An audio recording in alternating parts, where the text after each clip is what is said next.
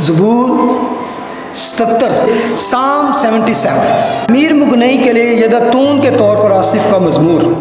तो लिखा है, मैं बुलंद आवाज से खुदा के हुजूर फरियाद करूंगा, खुदा ही के हुजूर बुलंद आवाज से, और वो मेरी तरफ कान लगाएगा।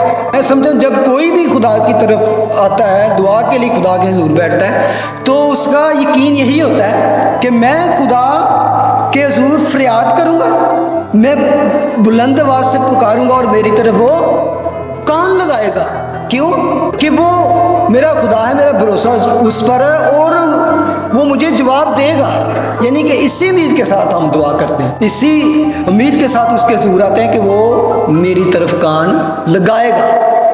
वर्स 2, अपनी मुसीबत के दिन मैंने खुदावंद को ढूंढा, मेरे हाथ रात को फैले रहे और ढीले ना हुए।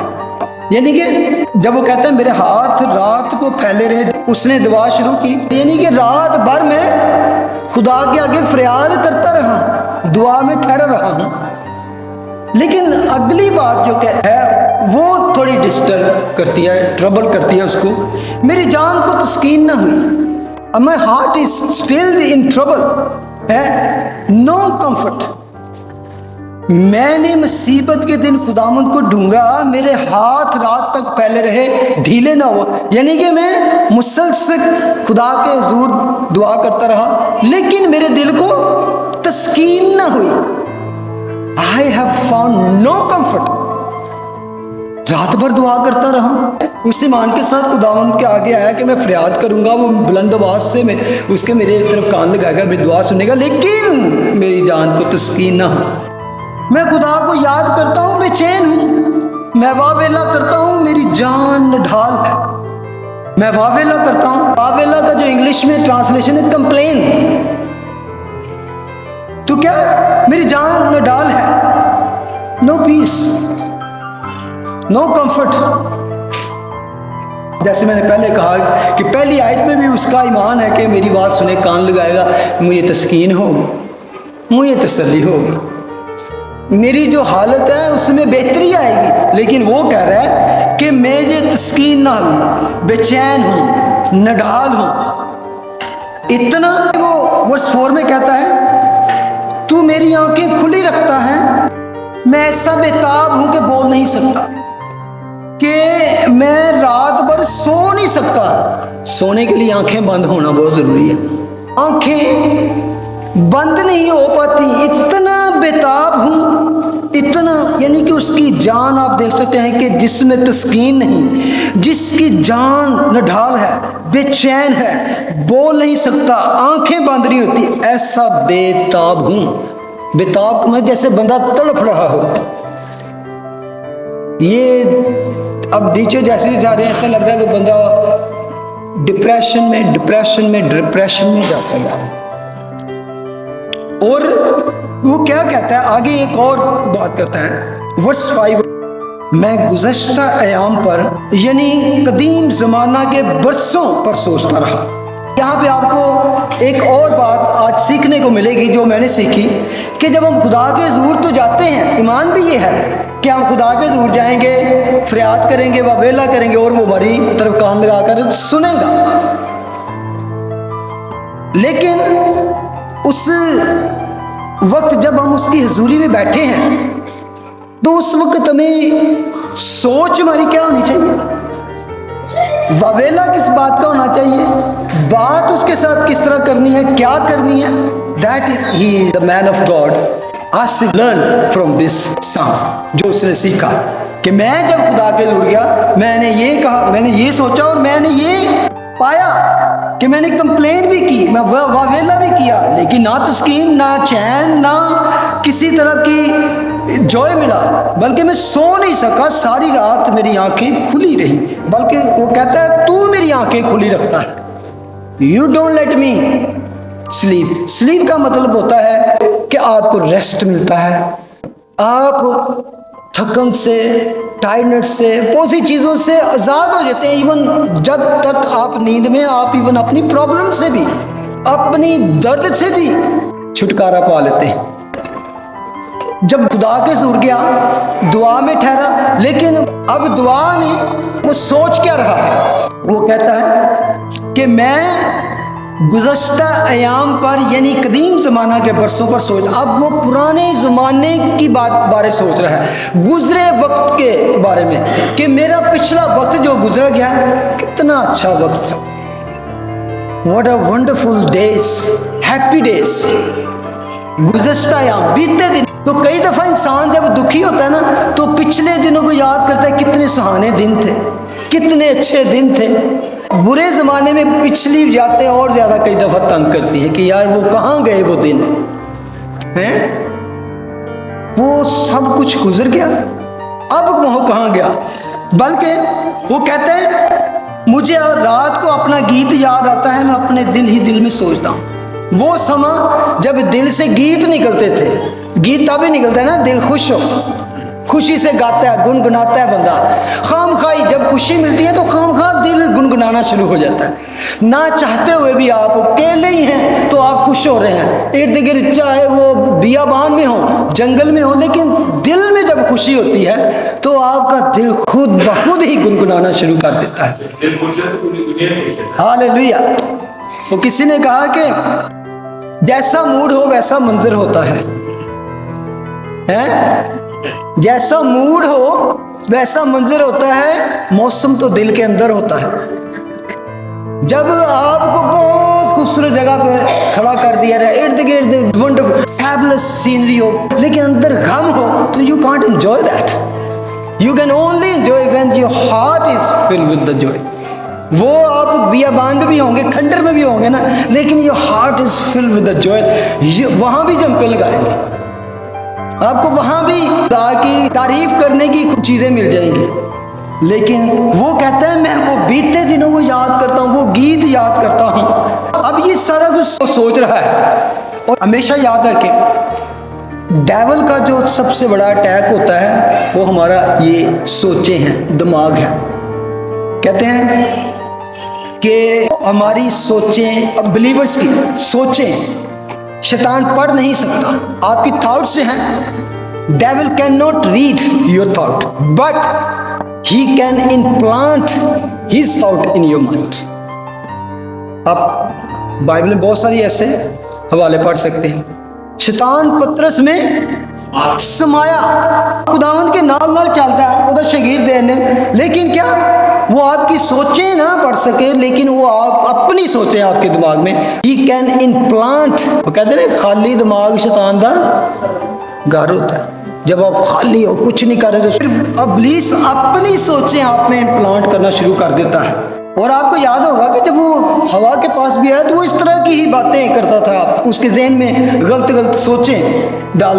और अब इस साम से मैंने सीखा कि बहुत सारे चर्चिस में unbelieving believers, there are many believer in the church, so called believer, unbelieving believer, ईमानदार जिनके फेथ डावाडोल है, कम इत्कादी है, उसके लिए ये ज़बरदस्त लेसन है इस ज़बूर में कि इब्लीस जो है ना चर्चेज में और हमारी ज़िंदगियों में हमेशा ऐसा करता नज़र आता है। खाली जहन एक जंग का मैदान होता है जहाँ पे ये सोचें आ रही हैं, वो सोचें, शैतान को मौका मिल जाता है, तो बंदा कंफ्यूज है, ये भी सोच पा रहे हैं, ये भी सोच पा रहे हैं दिमाग से। क्यों? खुदा के कलाम में लिखा है कि मसीह के कलाम को अपने दिल को कसरत से बसे दो। मसीह का कलाम कसरत से, अबंडेंटली, ठीक है ना। जब वो आपके अंदर होगा, उससे भी सोचेंगे, उससे भी मेडिटेट, शैतान को मौका नहीं, रूम ही नहीं मिलेगा, कहाँ मैं इम्प्लांट करूँ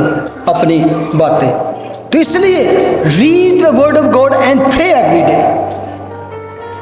Reading, praying and worshipping is very important to get rid of this kind of thing. तो जब शैतान आपके ज़हन में शक का बीज बो देता है तो हम फिर उसकी तरफ गौर करना शुरू करते हैं। तो जब उसको ज़्यादा गौर करें, ज़्यादा मेडिटेट उस पर करें, तो वो फिर शक का बीज बड़ा होता है, पौधा बड़ा होना शुरू हो जाता है।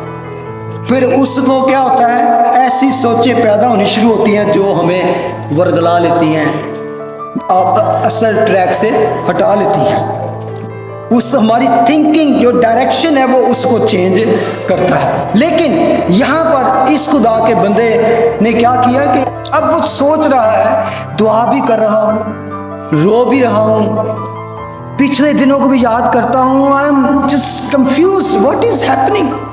आगे लिखा है मेरी रूह बड़ी तफ्तीश में लगी है। यहाँ आके उसको पता क्या एक चीज स्ट्राइक करती है, अब उसको एहसास होता है oh God is angry with me. अब ये जब डाउट्स उसके जहन में शैतान ने भर दिया तो आगे लिखा है मेरी रूह बड़ी तफ्तीश में लगी है। उसने 6 क्वेश्चन उस के सामने रख दिए। ये है कम इत्कादी के क्वेश्चन, ईमान से डगमगाने के क्वेश्चन। वर्स 7 to 9, क्या खुदावन हमेशा के लिए छोड़ देगा? पहला, मेरी दुआ का जवाब नहीं है, मैं वाह वेला भी करता हूँ और उधर से सोच रहा हूँ, तफ्तीश कर रहा हूँ, तो क्या खुदावंद हमेशा के लिए छोड़ देगा? 1, क्या वो फिर कभी मेहरबान ना होगा? 2, क्या उसकी शफकत हमेशा के लिए जाती रही? 3, क्या उसका वादा अब तक बातिल हो गया? क्या खुदा करम करना भूल गया? क्या उसने कहर से अपनी रहमत रोक ली? ये है शैतान की तरफ से उसमें ये सोचें आनी शुरू हो गई कि क्या खुदा ने फेवर जाती रही, मर्सी खत्म हो गई, प्रॉमिस खत्म हो गया और उसकी tender mercy and graciousness is gone forever.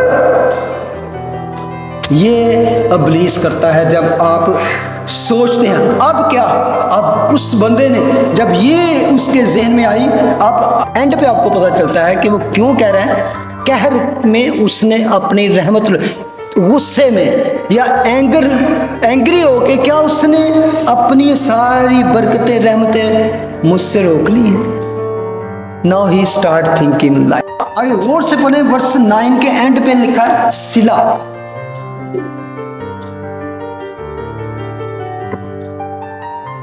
कितने लोगों को पता है कि सिला का मतलब क्या है? सिला, हाँ जी,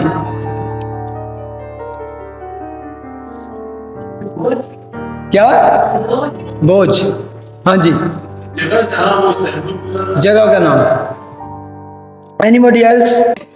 सिला आपको बार बार मिलेगा, बड़ी जगह पे आता है। सिला का एक्चुअली मतलब है जो बात पीछे की गई है पहले, तो अगली बात पढ़ने से पहले रुक जाओ, पॉज, सोचो, थिंक अबाउट दैट, थिंक क्या ये बात जो कही गई है, थिंक अबाउट दैट, सोच, मेडिटेट ऑन इट, फिर आगे जा।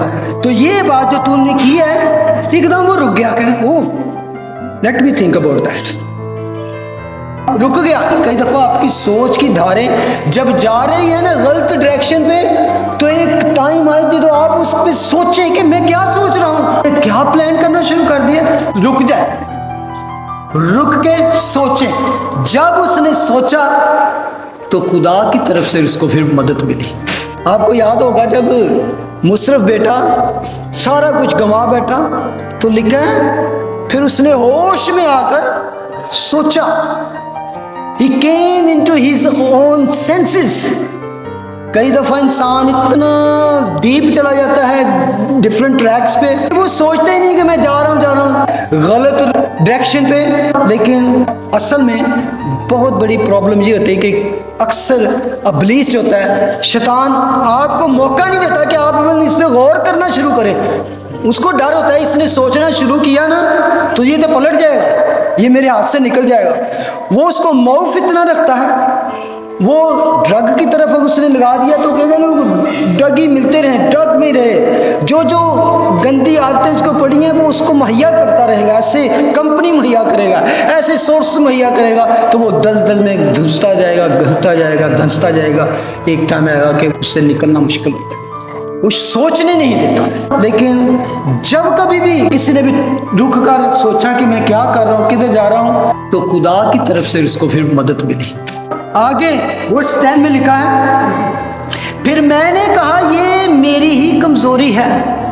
अब उसको याद है मैं क्या फजूल सोच रहा हूँ, ये मेरी ही गलत सोच है, मेरी गलत प्लानिंग है। 5 में उसने क्या कहा था, मैं कदीम ज़माना पर सोचता रहा। वो 10 में अब वो सोचता है मैं सोचूंगा, मैं याद भी करूंगा, लेकिन क्या याद करूंगा, मैं अपने ऊपर ही तरस खाता रहूंगा? नहीं, अब उसने सोचा, वर्स 10 दूसरी लाइन, मैं तो हक ताला की कुदरत के ज़माना को याद करूंगा। अब उसको सही डायरेक्शन मिली कि I am not going to think about my failure और इवन माई, जब मेरी विक्ट्री थी या मेरी अचीवमेंट थी, मैं उस पर नहीं सोचूंगा, ना फेलियर पे सोचूंगा, बल्कि मैं सोचूंगा हक ताला की कुदरत के ज़माना को, द पावर ऑफ हिज, और जो मेरे ऊपर उसकी मेहरबानियाँ हुई, जो उसने मुझ पर अच्छे अच्छे काम किए। अब सोच पर ही उसने ध्यान दिया। पहले वो सोचता था कुछ और, अपनी ज़ात पर, लेकिन जब हम खुदा की ज़ात पर सोचना शुरू करते हैं तो देन डायरेक्शन चेंज होनी शुरू होती है। Then you start coming out from depression to joy, ऊपर आना शुरू होते हैं। उसने वर्स 4 में कहा था, तू मेरी आंखें खुली रखता है, मैं ऐसा बेताब हूं कि बोल नहीं सकता, आई कांट इवन स्पीक। लेकिन वर्स 11 में कहता है, मैं खुदावंद के कामों का जिक्र करूंगा क्योंकि मुझे तेरे कदीम अजायब याद आएंगे। जब आप अपने ऊपर ही ध्यान देंगे तो फिर शायद वाकई आप बोल ना सकें, लेकिन जब आप चाहते हैं tell about his marvellous word, about his power, तो then I can even speak, even I can shout. तो कहता है मैं खुदावंद के कामों का जिक्र करूंगा क्योंकि मुझे तेरे कदीम अजायब याद आएंगे। अजायब का मतलब कि the works that only your hand can do, great works, बड़े बड़े काम, मैं उन पे सोचूं कि यार इवन मुसीबत के दिन में मैं क्या करूं, मैं रोता रहूं, वावेला करता रहूं? No, I am going to think about his marvellous work, his mercy in old and also not even think, बल्कि मैं उसका जिक्र करूंगा, मैं उसके बारे में बयान करूंगा। अभी हमने गीत गाए हैं, उसमें यही बात हमने पढ़ी थी कि खुशखबरी फैलाएंगे हम लोगों तक तेरा पैगाम पहुंचाएंगे, दूसरों को बताएंगे हम। तो जब आप उसका जिक्र करना शुरू करते हैं तो आपका जहन भी बदलता है और हालात भी बदलने शुरू हो जाते हैं, आपके इर्द गिर्द की चीज़ें चेंज होनी शुरू हो जाती हैं।